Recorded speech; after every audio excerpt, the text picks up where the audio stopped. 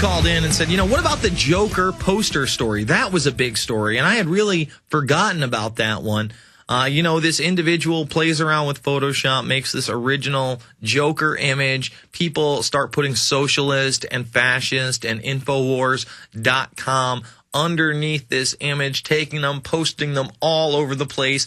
Alex Jones then jumps on and says, you know what, this could be a big thing. He does a episode of the show in the full Joker makeup. I made a special appearance as one of the clowns. I look really, thuggish and ruggish, as I always do. And it just took off from there. People were getting very upset. We made several other Joker Obama posters. I'd like to think the one that I said, the jokes on us, is a pretty good one. I put it out there. It's up on InfoWars.com and PrisonPlanet.tv. But that was huge. That video did cause a lot of uncomfortable trades between the administration and really the people who supported him. Oh, this is disgusting. You're a racist. You're a racist if you use the Obama image. It didn't matter that there was a George Bush Joker image prior to that. Prior to that, Alex Ross, who, in my opinion, is really on the wrong side of the political spectrum some of the time. He's the one that does those really engrossing, encompassing, painted covers for graphic novels for DC and Marvel, and he's the guy that did that image of George Bush as a vampire sucking the life out of the Statue of Liberty. Famous image. Now, does that make Alex Ross a racist because he was critical of the Bush administration? Of course not. But then Alex Ross goes ahead, and he's also the man behind that Superman Obama image. Oh, that one really it churns my stomach. So Alex Ross, get on the winning side of history. Find out that the guy that you're supporting now is just an extension of the globalist puppetry and is the Bush administration on steroids with a new, happier-looking, more well-spoken face. All right, let's go to Matt in California. Matt, you're on the line. Hi, Jason. Hey. Hey, well, besides the galactic implications of Balloon Boy, there's two other stories that are going to be a little bit more. Balloon Boy. Didn't the father got convicted to a little jail time for that one? That's a huge story. And the fact that it's still in the press is pretty sick. Oh, God, I know. Oh, man fakes balloon hoax for his, puts his kid in a basement or, I don't know, he put him in the attic and said, oh, my kid's gone with this balloon so we can promote my TV show. He does deserve jail time. All right, so what do you think? What's the top story for me, Matt? Well, I got a two-way tie. I thought that what blew my mind earlier this year was the fact that the bulk of the 9/11 commissioners recanted the fact that everything that they wrote down, they were lied to and misled. I thought that was gigantic, and something needs to be done about that. And the blackout, mainstream media blackout that's been over that has been pretty sick. But, let me stop you before you say the other one, because what really dovetails into that, goes hand in hand, that the majority of the mainstream media also ignored, is the fact that Sibel Edmonds named names this time and said that bin Laden and his network were on a CIA payroll and working with the CIA up until the day of 9/11. That in itself is a huge, censored by the mainstream media story right there. That's a huge story. Yeah, that's just as big. Yeah. And then the other one, I think the other one is the fact that I think hopefully what will be Pandora's box is the fact that they put Conspiracy Theory with Jesse Ventura on television. I think that show has just got so much potential and so good so far. And I think we really just got to keep our fingers crossed. People at my work are watching it that never would have read any of the emails or anything like that or tuned in, but the fact that it's on TV and it's concise and it's easy to watch and it's convenient, I think, for them. It's waking up a lot of people that, wouldn't otherwise read because nobody reads. And that's a great point because, when we put out a film, we're lucky, conservatively right now, I would say Fall of the Republic, between the two full views. One, last time I checked, was about 900,000. The other one was about 300,000 or 400,000. So 1.3 million viewers of that film just on YouTube alone, not the ones that are in many parts. Let's say 2 to 3 million people have seen it.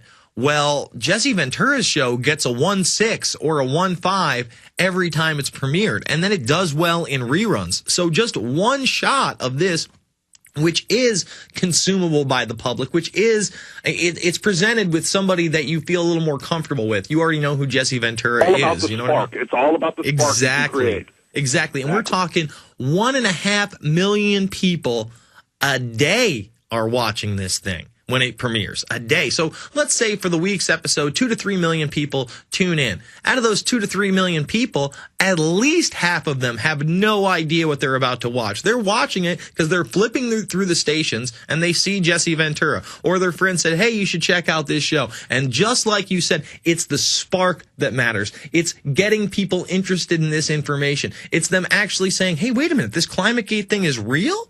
These emails really do say this stuff? Maurice Strong is a bad person? Al Gore is a globalist? These are things that we may not be able to convey because people will refuse to watch A Fall of the Republic, but they won't refuse to watch a Jesse Ventura. Exactly, and it's that 100th monkey we're looking for. It's that 100th monkey syndrome. And I think that could very well be what it takes to get people to wake up and, and just stop walking around like the zombies. All right, my man. I thank you so much for the call, Matt. Let's go to Scott in Washington. Scott, you're on the line. Yes, sir. Yes. 3 things. One, my top story for the year, and I would say it's the ClimateGate, and that's really kind of a twofer because then it kind of exposes the thing with Copenhagen. So I would say that's kind of really a twofer right there. Mm-hmm. The second thing I wanted to say was, and Alex kind of said something about Chris Matthews worshiping Saul Alinsky. And that's another piece of work there. This is the same guy I remember a few years ago and giggling and thinking it was Keith talking about, a little fascism is good for this country, and just sitting back there giggling. He's a CFR member. He's a Council on Foreign Relations guy, and there's a video out there of him being confronted on his relationship to Richard Haass, who he says he's a good friend. Oh, you think Richard Haass is scary? Oh, I love his wife. And he gets called out on that, and he is such a globalist. He's an unapologetic globalist. I used to watch Chris Matthews back in 98 and 99 and 2000, and even during the 9/11 attacks. After that happened and I was hooked into the mainstream media, I used to watch Hardball constantly, daily. And I used to think, wow, this guy's really got it together. He gives this great perspective. As soon as you shatter that left-right paradigm, as soon as their tools of problem, reaction, solution are exposed to you, you can see this guy talking out of both sides of his mouth, and you really can feel his pro-establishment agenda, Scott. Yeah, he's an opportunist and a Nazi, all right. There's no question about that. And the third thing that I wanted to say real quick, and I hate to be an I told you so about Howard Dean, but, he recanted himself this week and went back and said, well, maybe we should vote for the bill, and then we can go back and change it later. Mm-hmm. No, you are right. You got on the air last week and said, even though he wrote this op-ed piece, I'd be very, very suspicious of Howard Dean. And Howard Dean is part of the establishment. And just like you said, Scott, he did recant, and he got people on board to this death care bill. I thank you for the call. Let's continue with the callers. And then I'm going to go to this clip that I kind of came across recently.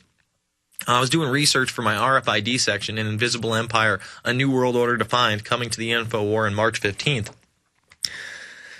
And I saw this clip I had never seen of Roger Ebert, the film critic, with Bill O'Reilly talking about not only the RFID chip, but the worldwide mind concept that they want to promote. The globalist endgame is to truly have a hive-like population that is chipped and controlled, but so that you have this chip where you download information into your brain, really Matrix style. And I know people are sitting there laughing and guffawing and whatever you say, Jason. But there's a reality behind this thing. 3 or 4 years ago now, PBS did this special called The Worldwide Mind. In fact, you know what? Can you bring that up? I know it's on Google Video. It's called The Worldwide Mind. It'll be by PBS. We'll play portions of that as well. And they talk about George Orwell, and, they try to act like there might be some cons. But by the end of the show, they say, well, it's really a great thing. There's no way to stop it. And you'll be able to go get this procedure done during lunch in the future. You'll just go on your lunch break, get injected with it, and a whole new world will be open to you. So we're going to play some clips of the Worldwide Mind, and then before that, we're going to play this O'Reilly clip where he really, he acts like, oh, that sounds scary, Roger. But Ebert is promoting it like it's the best thing ever. He literally says it's like waking up in the morning and, you're controlling your hand movements and all these other things through your brain. That's how you're going to control your chip. And I'm just like, jaw on the floor. Can't believe it. The call-in line is 888-201-2244. That's 888-201-2244 or 512-646-1776.